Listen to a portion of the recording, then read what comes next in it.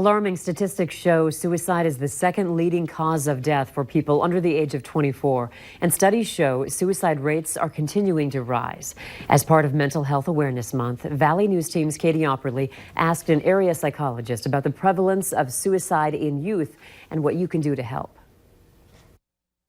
Over 500 children ages 10 to 14 were lost to suicide in 2017. For the age range of 15 to 24, more than 6,000 lives were lost. The latest concern, a study showing more than 1.6 million children and young adults attempted suicide by poisoning. Licensed psychologist Dr. Renee Renardi says there has been an increase in mental illness in children at younger and younger ages. We don't know exactly why. It might be the amount of stress, it might be a lot of different environmental or even biological factors. But she says what we do know is that youth suicide does happen. So as parents, it's important to pay attention and know signs to look for. Changes in mood, changes in appetite. People might seem more agitated, more restless, more sad and hopeless. She also says it's important to be able to have a conversation with your child to find out if there's any underlying issues. It's really good to check in with our children to see,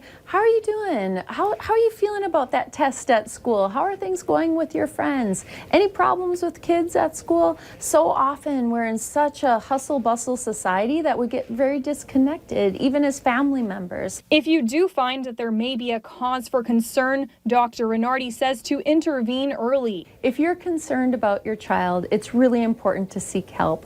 Oftentimes you have a gut feeling that something is going on. Don't ignore that gut feeling. Dr. Renardi tells us having conversations, acting early, and seeking professional help could make the difference of a life. In Fargo, Katie Opperly, Valley News Live. We have a list of resources for suicide prevention on our website, valleynewslive.com.